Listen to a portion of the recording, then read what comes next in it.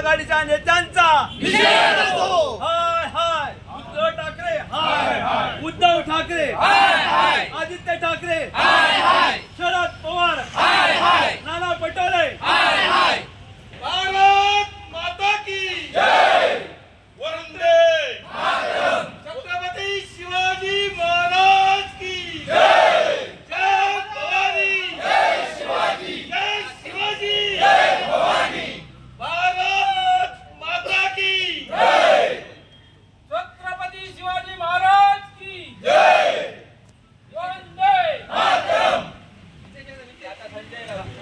नीम का पत्ता कड़वा है, संजय राउत कड़वा है। नीम का पत्ता कड़वा है, संजय राउत कड़वा है।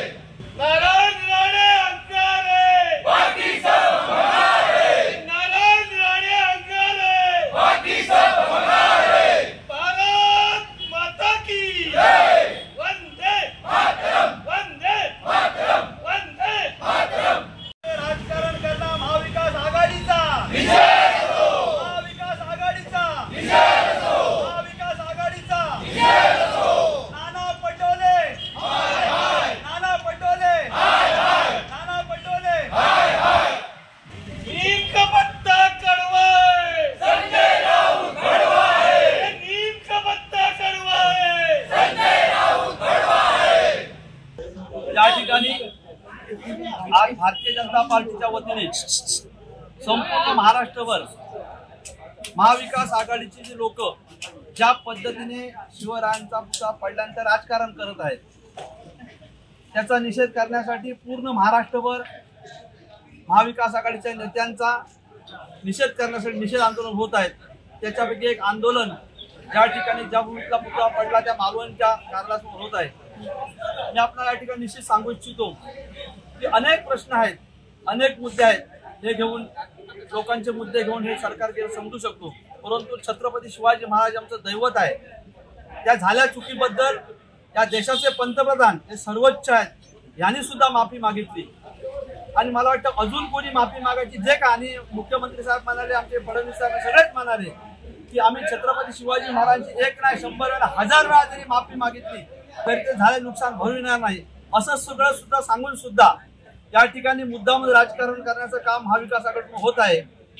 परंतु मी आपल्या माध्यमातून सांगू इच्छितो, आपल्याला माहिती आहे विशाळगडावर ज्यावेळी अतिक्रमण झालं त्यावेळी का गेले नाही संजय राऊत त्या ठिकाणी, का गेले नाहीत नाना पटोले, का गेलेत त्या उद्धव ठाकरे?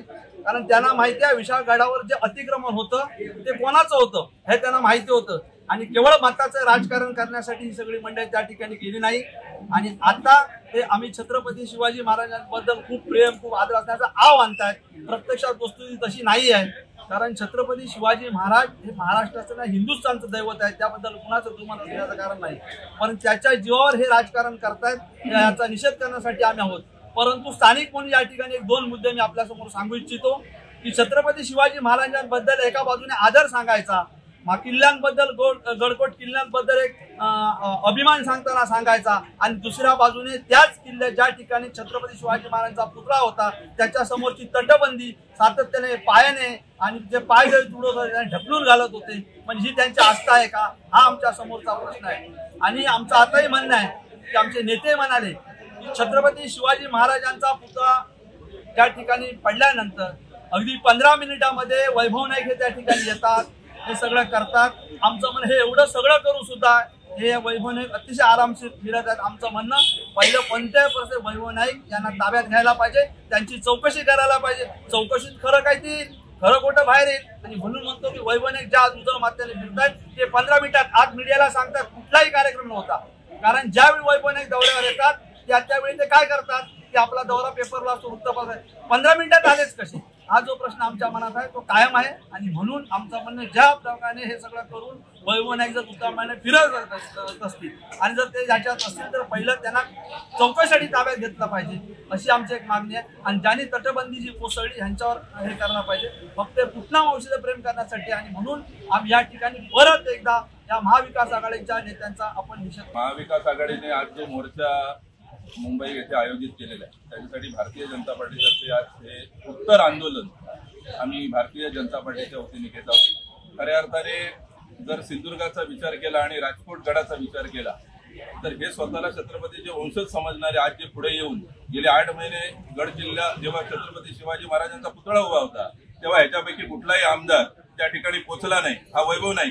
नेविडेच्या माध्यमातून असेल किंवा ह्या पुतळ्याला नतमस्त व्हायला गेल्या 8 महिन्यात पोहोचला नाही, पण मात्र पुतळा पडल्यानंतर 15 मिनिटात पोहोचतो. दुसरी सगळ्यात महत्वाची गोष्ट, छत्रपती शिवाजी महाराजांचा यांना आशीर्वाद आहे असं म्हणून हे जे सत्तेमध्ये आणि नंगानाच करतायत आज महाराष्ट्रात, तर जेव्हा राजकोट हा किल्ला बांधला गेला तर हा राजकोट पूर्णपणे नेस्तनाबूत असलेला गड किल्ला होता.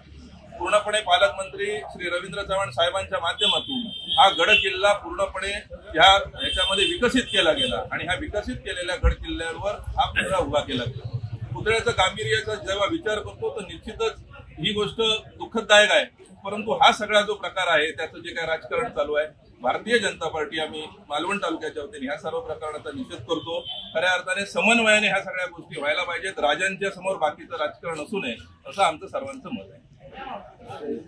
नाना पटोले, नाना